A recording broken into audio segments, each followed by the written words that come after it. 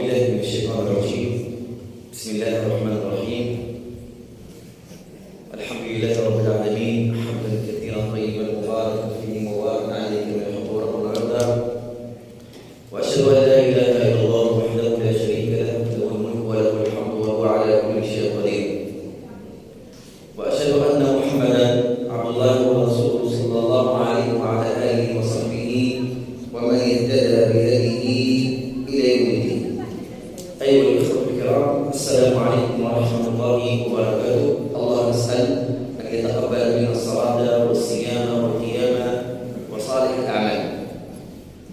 وايها الاخوه الكرام، توقفنا في الدرس الماضي عند تفسير ايات الاحكام. ومن الفقهاء ومن المفسرين الذين اعتنوا بهذا العلم وتفسير آيات الأحكام، فكانوا يفسرون هذه الآيات حسب ترتيبها في القرآن الكريم. ومنهم من كان يجمع آيات الفقه لوحدها، فالمتعلقة بالطهارة لوحدها، وبالصلاة لوحدها، وبالزكاة لوحدها، وبالصوم لوحدها، وبالحج لوحدها، وهكذا كانوا يجمعونها في كل باب. ولكن منهم من فسر هذه الآيات حسب ترتيبها في المصحف أو في القرآن الكريم. ونحن مع خروج شهر رمضان بدأنا بآيات الصيام، وانتهينا من آيات الصيام، فنريد أن نبدأ من جديد. والبداية تكون من الفاتحة، وسميت بسبع المثاني. يقول الحق سبحانه وتعالى: ولقد آتيناك سبعا من المثاني والقرآن العظيم.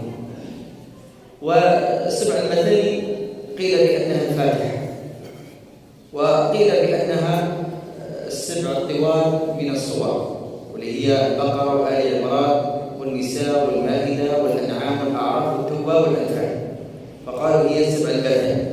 وقيل بأن السبع المثاني هي الفاتحة، لأن النبي صلى الله عليه وسلم قال: إني أوتيت السبع المثاني والقرآن العظيم. السبع المثاني والقرآن العظيم. والفاتحة سميت بالفاتحة لأنها جاءت في فاتحة الكتاب، أي حينما نفتح المصحف فأول ما يقرأه القارئ هو الفاتحة. وقبل أن نتكلم عن الفاتحة ونستخرج منها الأحكام الشرعية، ينبغي لنا أن نتكلم عن بسم الله الرحمن الرحيم. وبسم الله الرحمن الرحيم ينبغي لنا أن نستنبط منها الأحكام الشرعية. هدفنا من تفسير هذه الآيات هو استنباط واستخراج الأحكام الشرعية العملية. هذا هو المقصود من دراسة تفسير آيات الأحكام. وقيل هذه تسمى بالبسملة. البسملة مثل الحوقلة، لا حول ولا قوة إلا بالله نقول الحوقلة، وبسم الله الرحمن الرحيم نقول البسملة. هذه البسملة هل هي من القرآن الكريم؟ هي آية من القرآن الكريم؟ نعم، هي جزء من آية من سورة النمل: إنه من سليمان وإنه بسم الله الرحمن الرحيم. بسم الله الرحمن الرحيم هي جزء من آية من سورة النمل. هل بسم الله الرحمن الرحيم هي كذلك آية مع بداية كل سورة؟ فاختلف العلماء في ذلك. وهل هي آية من سورة الفاتحة أم لا؟ فهنا لابد أن نبين هذا الاختلاف. السؤال: هل هي آية من بداية السور؟ وهي على ثلاثة أحوال. القول الأول هو قول المالكية. الإمام مالك يقول أن الفاتحة أن بسم الله الرحمن الرحيم ليست آية من سورة الفاتحة. هذا قول الإمام مالك رحمه الله عليه. ويقول الإمام مالك بل هي جزء من سورة النمل. وعند الجمهور، من هم الجمهور؟ الحنفية والحنابلة والشافعية، يقولون بأنها هي آية جاءت لتفصل بين الصور. هي آية جاءت لتفصل بين الصور. أما الإمام الشافعي رحمه الله عليه قال بل هي آية من سورة الفاتحة، بل هي آية من سورة الفاتحة. الآن نذهب إلى الأدلة الذين قالوا بأن الفاتحة أو عفوا الذين قالوا بأن بسم الله الرحمن الرحيم هي ليست آية من سورة الفاتحة، الذين قالوا بأن بسم الله الرحمن الرحيم ليست آية من سورة الفاتحة. الدليل الأول ما رواه الإمام مسلم من حديث أبي هريرة رضي الله عنه والحديث القدسي. ماذا يقول الله سبحانه وتعالى في هذا الحديث القدسي؟ يقول قسمت الصلاة بيني وبين عبدي نصفين، قسمت الصلاة بيني وبين عبدي نصفين ولعبدي ما سأل، ولعبدي ما سأل. قال إذا قال العبد الحمد لله رب العالمين ماذا يقول له الله عز وجل؟ حمدني عبدي. وإذا قال العبد الحمد لله رب العالمين ثم قال الرحمن الرحيم قال أثنى علي عبدي. وإذا قال ملك يوم الدين قال مجدني عبدي. وقال إياك نعبد وإياك نستعين ثم قال اهدنا أو قال هذا بيني وبين عبدي.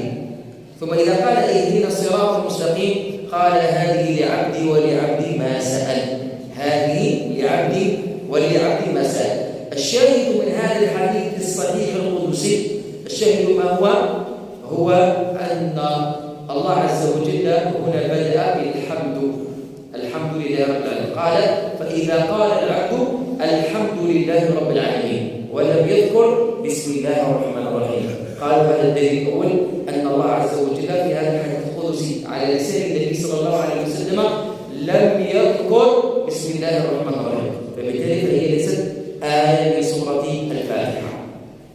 ثم الدليل الثاني قال الله سبحانه وتعالى ولقد آتيناك سبعا من المثاني والقرآن العظيم.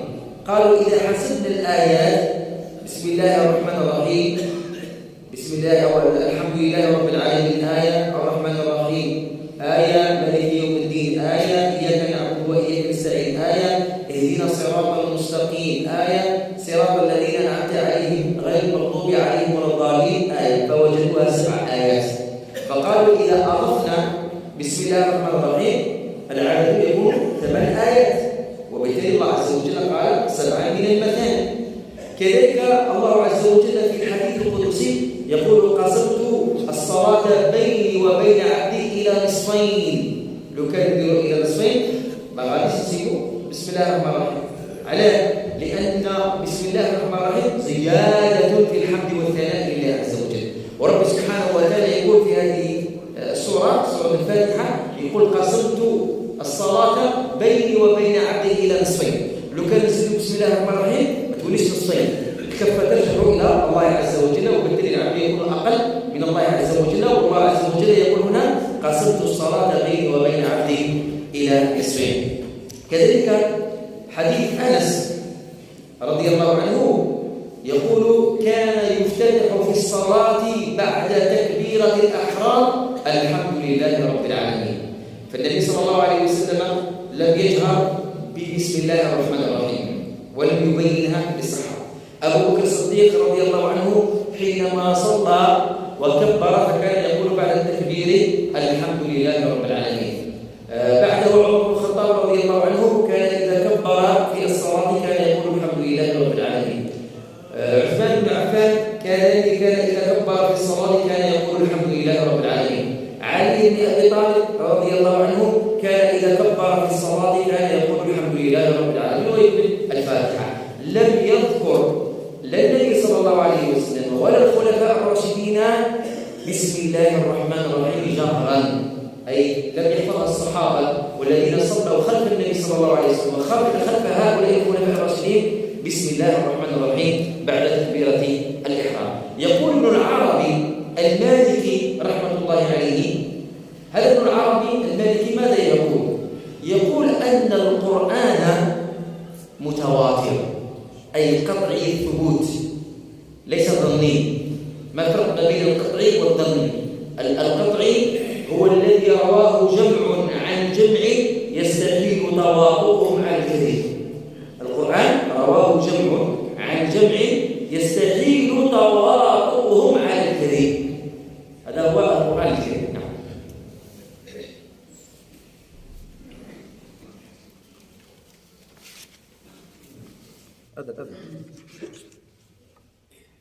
الله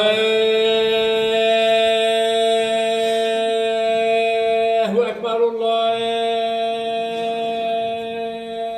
أكبر.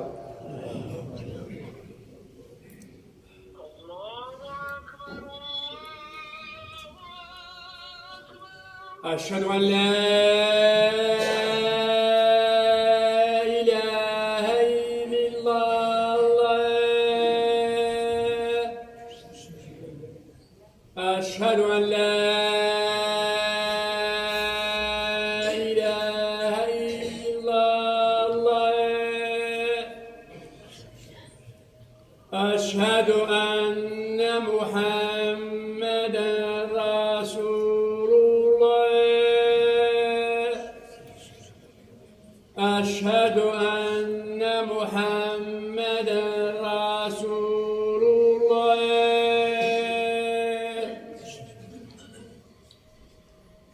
حي على الصلاة.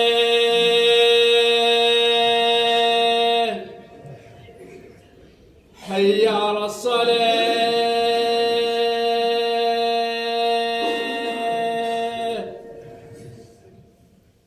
حي على الفلاح.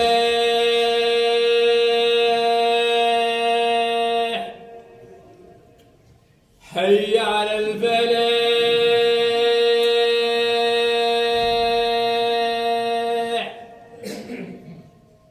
الله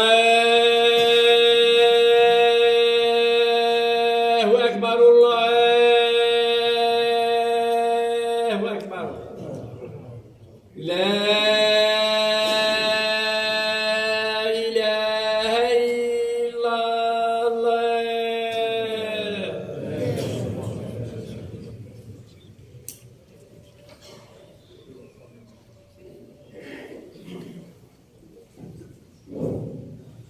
أيها الإخوة الكرام، ونحن نتكلم عن أحكام بسم الله الرحمن الرحيم. وقال ابن العربي المالكي رحمه الله عليه أن القرآن قطعي الدلالة أي متواتر، والمتواتر هو الذي رواه جمع عن جمع يستحيل تواطؤهم على الكذب، محال أن يكون هناك كذب. وهذه القراءة العشر التي وصلتنا عن طريق التواتر.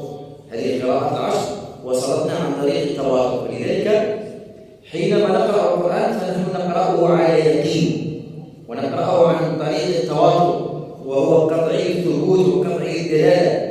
لم يختلف الصحابة ولا غيرهم على آية واحدة. فقال ابن العربي رحمه الله عليه: فإذا اختلف في بسم الله الرحمن الرحيم فإنها ليست بآية من سورة الفاتحة.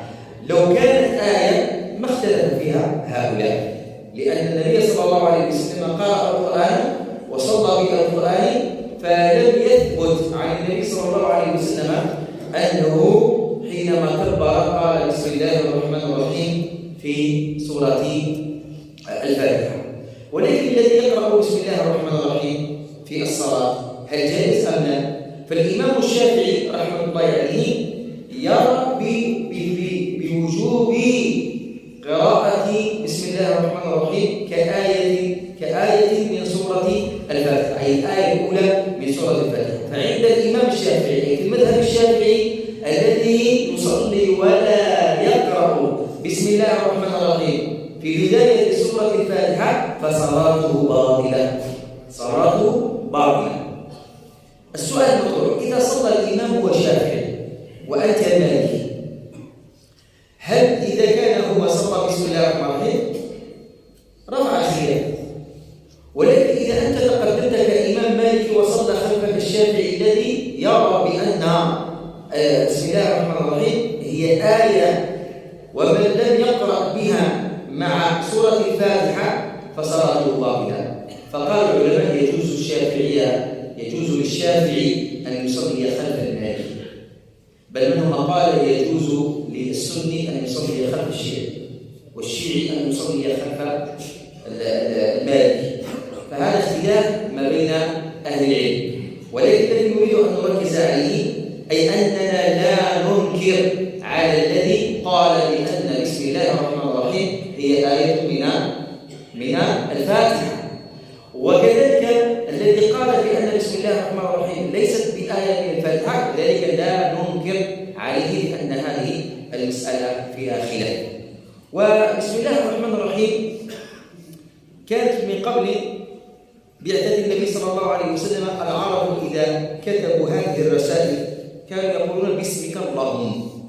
ووقع في صلح الحديبية لما اتفق النبي صلى الله عليه وسلم مع الكفار، وكان الذي يمثل الكفار هو سهيل بن عمرو، فلما اتفق معه على البنود أي على الميقات وعلى الاتفاقية convention بينهم، فكتب أو قال النبي صلى الله عليه وسلم لعلي بن أبي طالب قال اكتب بسم الله الرحمن الرحيم. فقال سهيل بن عمرو قال نحن لا نعرف بسم الله الرحمن الرحيم وإنما اكتب باسمك اللهم. فطلب النبي صلى الله عليه وسلم من علي بن أبي طالب أن يحيي بسم الله الرحمن الرحيم وأن يكتب في مكانها باسمك اللهم، فرفض علي بن أبي طالب أن يحييه. فالنبي صلى الله عليه وسلم يقول لأبي طالب أو لعلي بن أبي طالب قال وريني بلاصة وين نحيها، فمحاها النبي صلى الله عليه وسلم بيده الشريفة وكتب في مكانها باسمك اللهم. فهناك فرق ما بين بسم الله وبسم الله الرحمن الرحيم. فبسم الله الرحمن الرحيم يبدأ بها المقرئ عندما يريد أن يقرأ القرآن، بسم الله الرحمن الرحيم.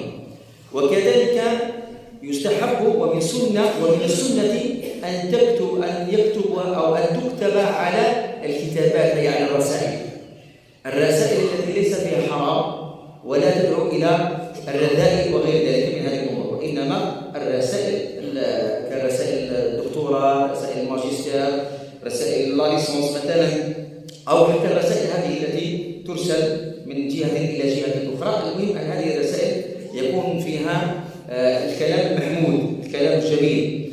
وبسم الله الرحمن أو بسم الله الرحمن الرحيم تكون في القرآن وفي الكتابات. أما بسم الله من دون الرحمن الرحيم، بسم الله هذه تكون كما قال النبي صلى الله عليه وسلم لذلك الغلام قال يا غلام سم الله، وتكون عند الذبح بسم الله، وتكون عند الأكل حينما يريد أن يأكل يقول بسم الله، أو عند الجماع يقول بسم الله، أو عند دخوله إلى مكان خالي مكان يقول بسم الله. هذا هو المقصود من بسم الله الرحمن الرحيم. فبسم الله الرحمن الرحيم هذه الأحكام التي استنبطناها من بسم الله الرحمن الرحيم أن بسم الله الرحمن الرحيم عند الإمام مالك رحمه الله عليه ليست آية من الفاتحة. بسم الله الرحمن الرحيم هي ليست آية من الفاتحة. عند المالكية أي عند الإمام مالك في الصلاة الفريضة الصبح الظهر العصر المغرب العشاء إذا كبر الإمام قال الله أكبر لا يقول بسم الله الرحمن الرحيم لا سرا ولا جهرا، وإنما يكبر الله أكبر ويبدأ في الحمد لله رب العالمين. هذا عند الإمام مالك رحمه الله عليه. عند الإمام الشافعي لا، بسم الله الرحمن الرحيم واجبة وهي آية من الفاتحة، فمن لم يقرأ بسم الله الرحمن الرحيم فصلاته باطلة عند المذهب الشافعي. عند الإمام أبي حنيفة والإمام أحمد بن حنبل فهي على وجه الاستحباب، من قالها فقد أصاب السنة ومن لم يقلها فقد أصاب السنة.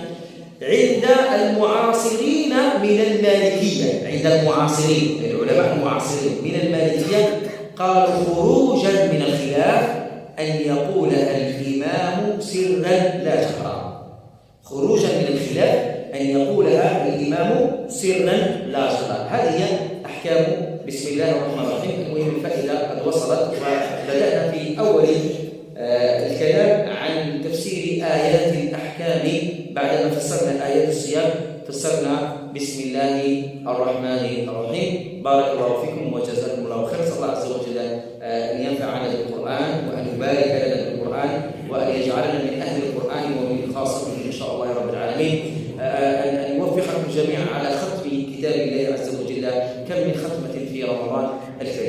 ملاحظة فقط بالنسبة للأطفال. هذو الأطفال لهم برا ولاد من؟ ولاد من هذو الأطفال لهم برا؟ ماهوش يخلونا نصب المفرقعات والصراخ.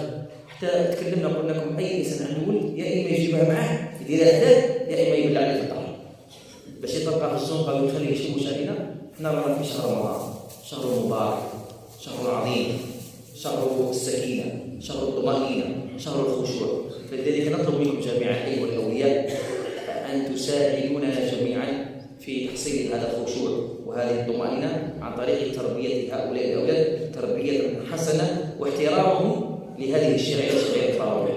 بارك الله فيكم وجزاكم الله خير. آمين والحمد لله رب العالمين.